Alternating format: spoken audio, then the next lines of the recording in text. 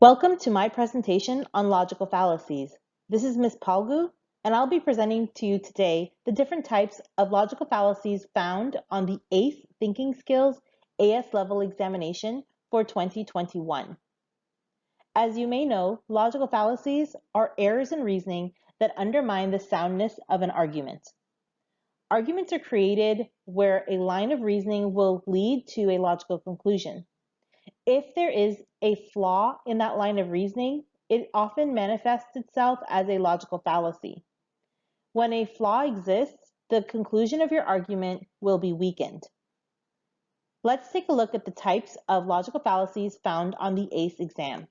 On this slide, you will see a list of all the logical fallacies found in the AICE Thinking Skills AS Level exam for the year 2021. There are more logical fallacies that exist than what you see on the screen. However, for the purposes of this exam, you will only be required to learn, know, and recognize the logical fallacies listed here.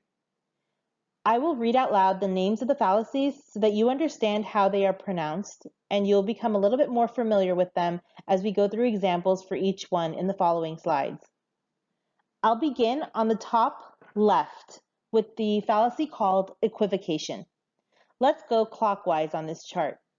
So the next item here after equivocation is conflation, followed by tu quoque, circular argument, begging the question, slippery slope, confusion of necessary and sufficient conditions, invalid deduction, causal flaw, straw man, rash generalization, sweeping generalization, false dichotomy, and ad hominem.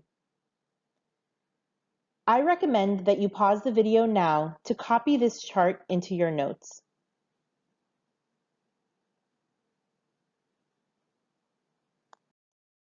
The first fallacy that we will look at is called the fallacy of equivocation.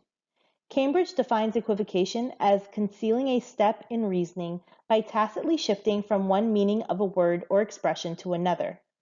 You may have heard the phrase comparing apples to oranges. If you notice that someone is comparing apples to oranges, it's the same as noticing that they're using an equivocation fallacy.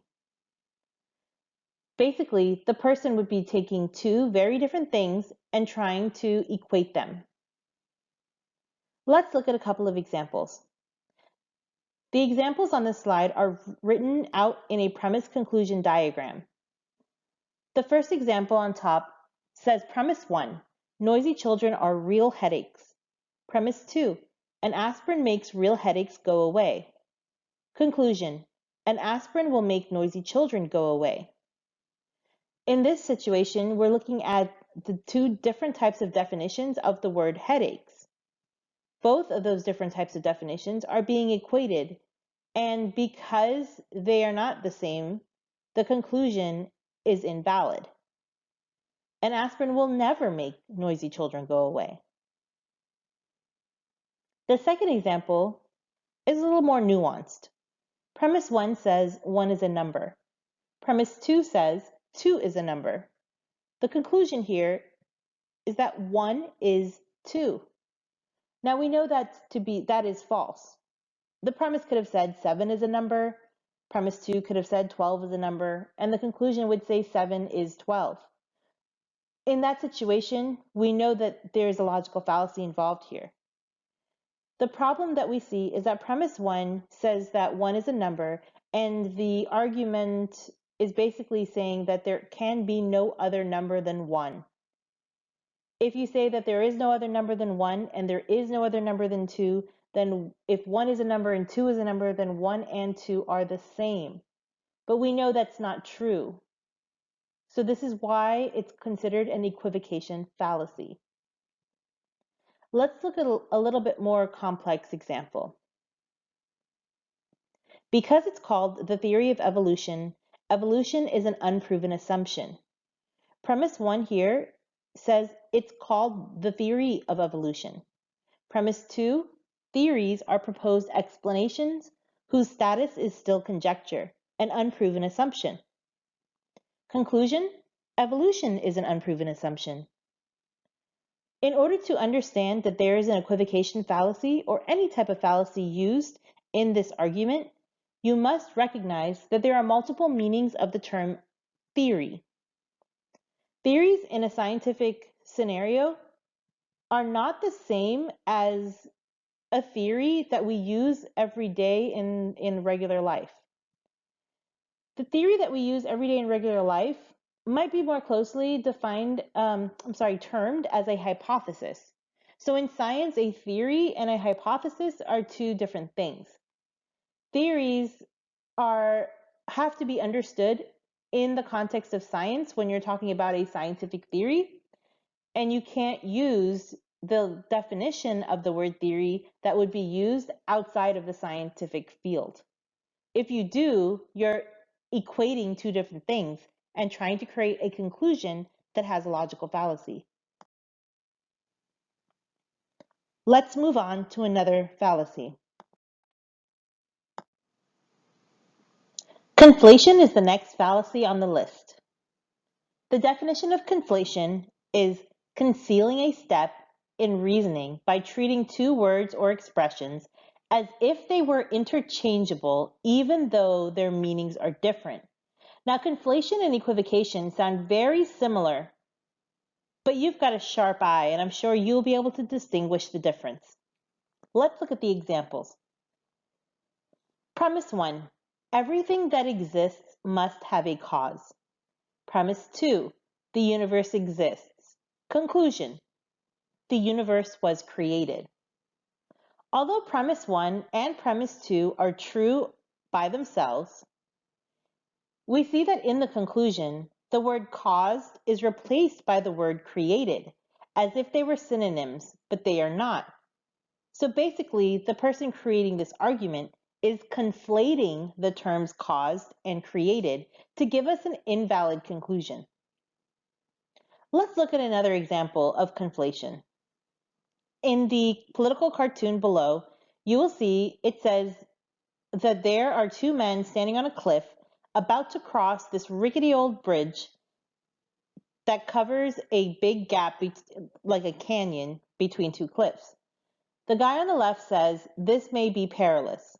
The guy on the right says, "Excellent." What we see here is the idea of this dangerous bridge being conflated. The ideas that these two guys have are being conflated as if to say that this very dangerous bridge is a really good idea. Some of us can say these are two very different interpretations of the bridge, but because the language goes, "This may be perilous," and the other guy's response would be "excellent," we see that the line of reasoning here is, if you follow the conversation, has a flaw. If these were two different people standing apart, talking to different people, let's say the cartoon had the one guy on the left telling his wife on the phone that this rickety bridge looks like it may be a perilous journey, and the other guy is sending out a tweet on Twitter saying that this bridge is an excellent challenge, then you wouldn't have a conflation here because you wouldn't have a dialogue between them. It wouldn't be part of the same line of reasoning, the same discussion, or the same argument. They would be very different things. So knowing that this conversation is happening together makes you recognize that the conflation fallacy is in play. Let's move on to the next fallacy. Circular argument. Circular argument is basically where you are relying on a claim in order to prove that very same claim. Let's look at how it is formatted. So this would be the way the circular argument would look. X is true because of Y, and Y is true because of X. Let's look at this example. I'm sure you're going to understand. This is like getting an email from a Nigerian prince offering to give you his billion-dollar fortune, but only after you wire him a goodwill offering of $50,000. Of course, you are skeptical until you read the final line in the email that reads, "I, Prince Nubadullah, assure you that this is my message, and it is legitimate. You can trust this email and any others that come from me. Now you know it's legitimate because it says so in the email. This person is basically saying, you can trust me because I say you can trust me. That is a circular argument.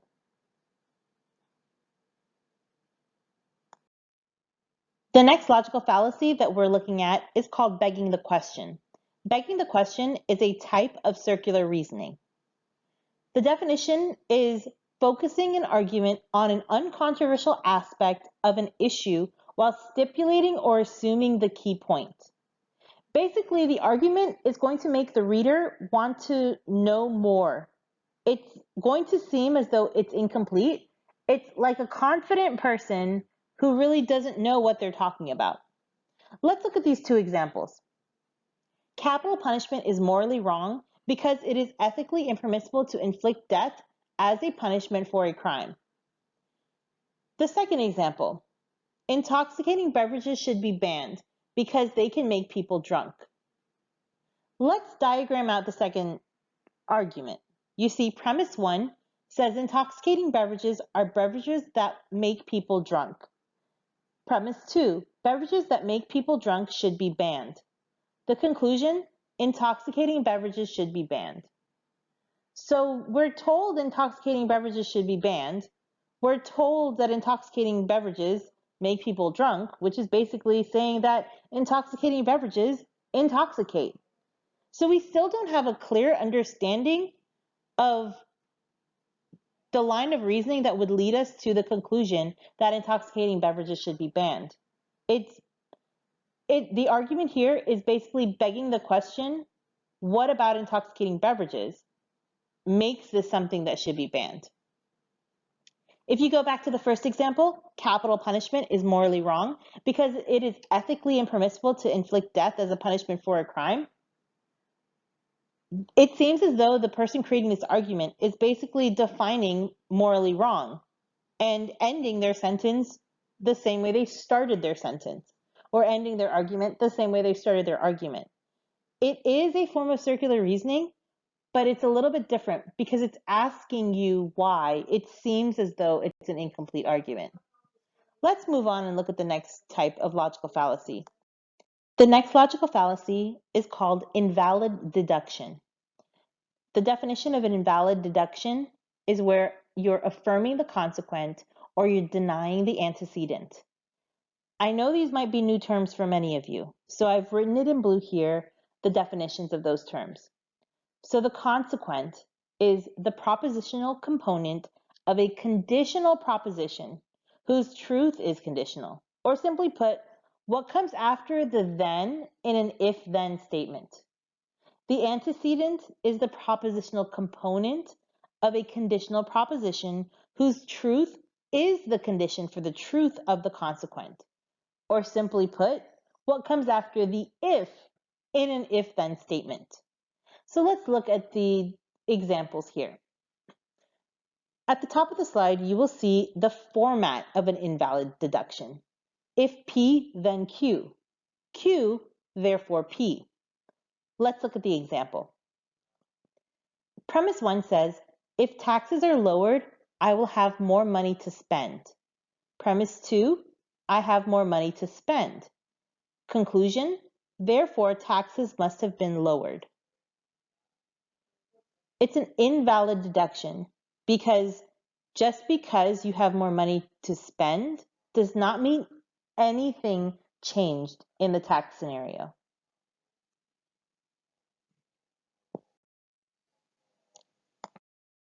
The next logical fallacy is called causal flaw.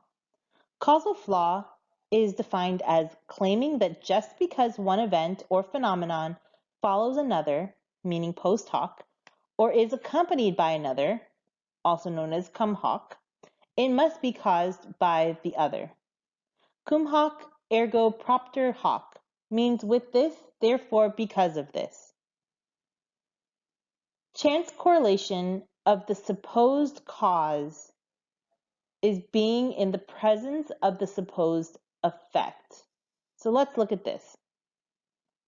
Gypsies live near our low-yield cornfields. So gypsies must be causing the low yield. There's a flaw here. One thing does not necessarily cause the other. You may have heard the term correlation does not equal causation. And that's a description of the causal flaw fallacy.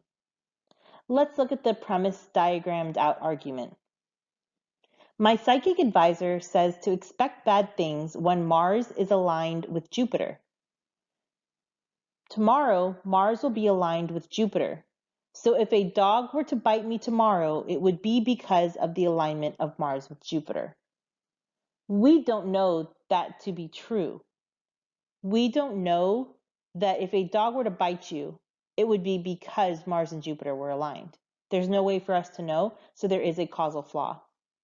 And another example here for causal flaw would be from the Snickers commercials.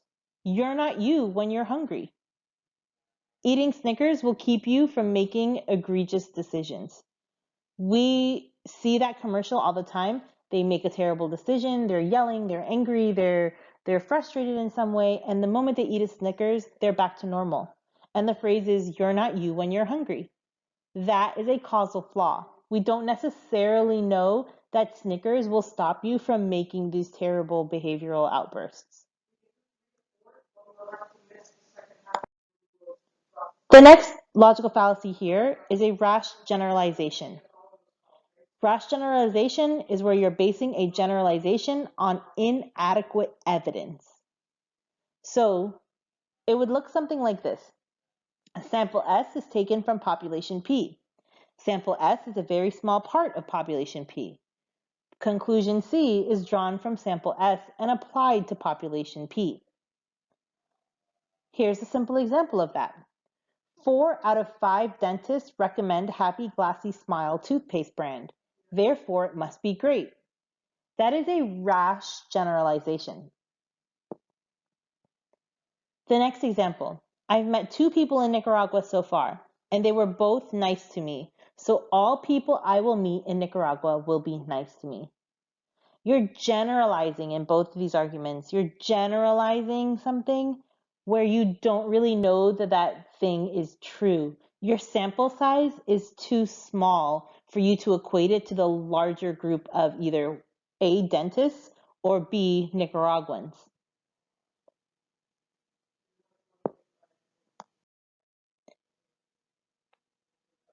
Rash generalization now leads us to sweeping generalization. There's actually another term for this one. It's called the fallacy of accident. And this is where you're not allowing for exceptions to a generalization. So the format is like this. X is a common and accepted rule. Therefore, there are no exceptions to X. An example. I believe one should never deliberately hurt another person. That's why I can never be a surgeon. Here, as a surgeon, you might have to cut into someone in order to perform the surgery. But if you cut into someone, it will cause them pain. The rule at the beginning of the argument is basically no one should ever deliberately hurt another person. This person is saying that this is a sweeping generalized rule, that there is never an exception. Because if there were an exception, he might consider being a surgeon, but he's saying he could never be a surgeon, meaning he has no exception to that rule that you shouldn't hurt people. Let's look at the next example. People should keep their promises, right? I loaned Dwayne my knife, and he said he'd return it. Now he is refusing to give it back, but I need it right now to slash up my neighbors who disrespected me. People should keep their promises. That's the rule here. But there are exceptions to this generalization, as in the case of this psychopath who wants Dwayne to keep his promise to return the knife. Dwayne might be keeping that knife because he knows that this guy is a psychopath and wants to kill his neighbors. What we have to see here is that if a rule is presented, if it doesn't give way to a reasonable exception, then it's going to be a sweeping generalization that will lead to a weakened argument. Remember, if you're looking up more information on sweeping generalization, you can also use the term fallacy of accident. The next logical fallacy we will be looking at is called false dichotomy. It's a restriction of options. In the United States, we often see false dichotomy listed as a false dilemma. Let's look at the definition. Denying the possibility of moderate opinions or actions in order to claim that anyone who rejects one extreme must accept its opposite. So the two formats that you see here at the top of the slide is listed as either X or Y is true, or either X, Y, or Z is true, or some sort of restricted amount of options. Let's look at the example. A pollster asks you this question about your job. Would you say your boss is drunk on the job about A, once a week, B, twice a week, or C, more times per week? The pollster is committing the fallacy by limiting you to only those choices. What about the choice of no times per week? Here's another example. Well, it's time for a decision. Will you contribute $20 to our environmental fund, or are you on the side of environmental destruction? There's no middle ground there. There's no third or alternative option for the person who is supposed to be answering this question. Therefore, it's a false dichotomy.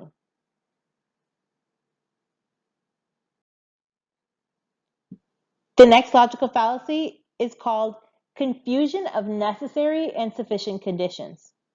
This is where you're interpreting a necessary condition as if it were sufficient, or a sufficient condition as if it were necessary. Let's look at the definitions of necessary conditions and sufficient conditions to make sure that you understand. A necessary condition is a condition that must be present for an event to occur. A sufficient condition is a condition or set of conditions that will produce that event, and a necessary condition must be there, but it alone does not provide sufficient cause for the occurrence of the event. Let's look at the examples. I don't know why the car won't run. I just filled the gas tank. So it may be necessary to run the car with gas, but having gas in the tank is not the only thing you need in order for a car to run. There are other parts to a car that all need to be working together. So they're confusing the necessary and sufficient conditions here. Another example, who said food keeps us alive? Tom died a few days ago and he was not short of good food. So yes, food may keep us alive, but food is not the only condition we need to have in order to stay alive. The next example, my high school English teacher told me successful people have extensive vocabularies. So I've tried to learn a new vocabulary word every day since then. I should be a successful person soon. Again, you see that although successful people may have extensive vocabularies, that only having an extensive vocabulary is not enough to be successful. Our next logical fallacy is called slippery slope. This is opposing an apparently moderate proposal by alleging that it will inevitably lead to disastrous consequences. The format here is if A, then B, then C, then ultimately Z. Let's look at it. We cannot unlock our child from the closet because if we do, she will want to roam the house. If we let her roam the house, she will want to roam the neighborhood. If she roams the neighborhood, she will get picked up by a stranger in a van who will sell her into sex slavery rings in some other country. Therefore, we should keep her locked up in the closet. This is where things basically just get out of hand. People start running wild in their arguments, and it's considered a slippery slope. Let's look at this ad from For Direct TV that actually aired on television. When your cable company keeps you on hold, you get angry. When you get angry, you go blow off steam. When you go blow off steam, accidents happen. When accidents happen, you get an eye patch. When you get an eye patch, people think you're tough. When people think you're tough, people want to see how tough. And when people want to see how tough, you wake up in a roadside ditch. Don't wake up in a roadside ditch. Get rid of cable and upgrade to DirecTV. I'm hoping you guys are laughing at this example. When you read this, it just seems like such an outrageous thing to happen. Because your cable company gets you angry, it does not mean that you're going to end up fighting someone and end up in a roadside ditch. The logical progression of their argument, which leads you to the conclusion that you should upgrade to DirecTV, is a slippery slope. And although we know that there's a logical flaw here, I'm pretty sure DirecTV was using it for humor as a sales pitch rather than a sound argument. The next logical fallacy presented is ad hominem, which is a personal attack, where you're criticizing opponents personally instead of responding to their arguments. So the format is listed at the top of the slide. Person 1 is claiming Y. Person 1 is a moron, therefore Y is not true. The person 1 is a moron line of that format is where you're seeing that there is a personal attack happening against an individual. So let's look at some of these short examples. What she says about Johannes Kepler's astronomy of the 1600s must be garbage. Do you realize she's only 15 years old? The argument here is that because this person is 15 years old, they are an idiot and they don't know anything about astronomy.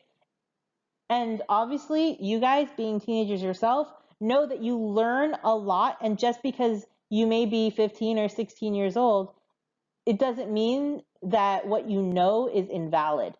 So they're personally attacking the individual because of that person's age. Again, you see it here in the statement, you're clearly just too young to understand. It's a personal attack.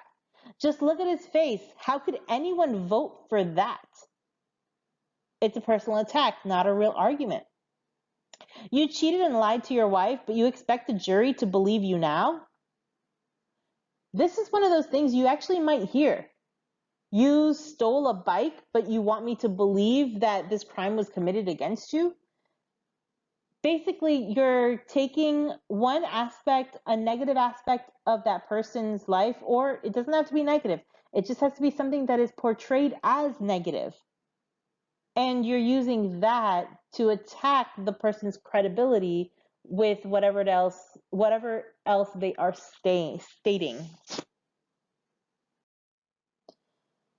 I know you guys have been waiting for this one. Tu quo que. Tu quo que is a counterattack.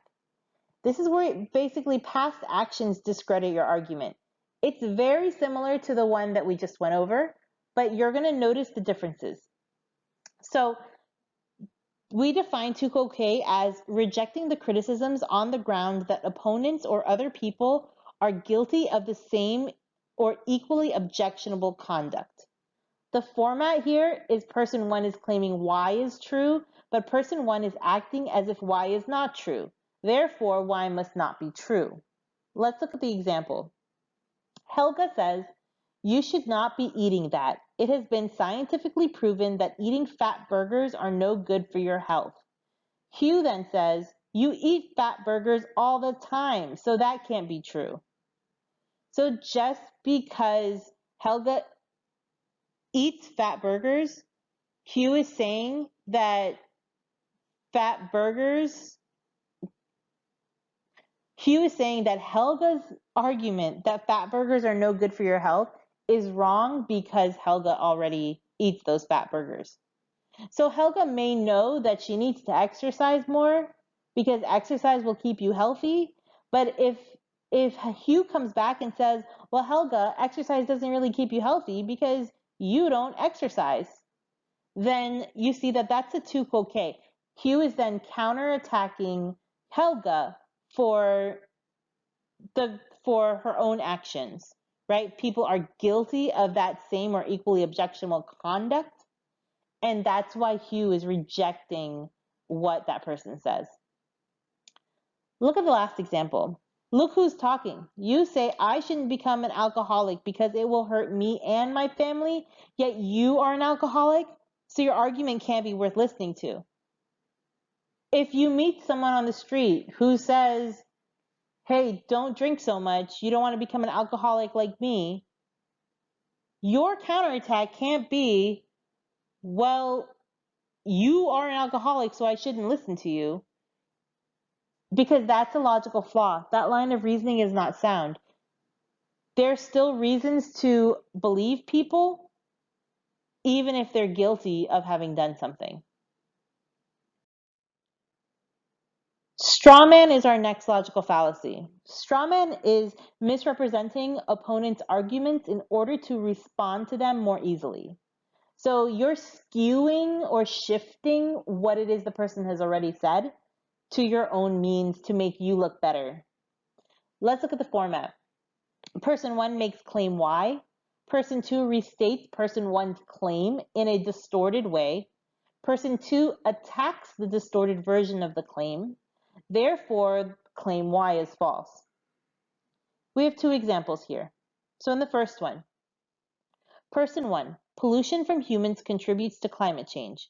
Person two, so you think humans are directly responsible for extreme weather like hurricanes and have caused the droughts in the southwestern US?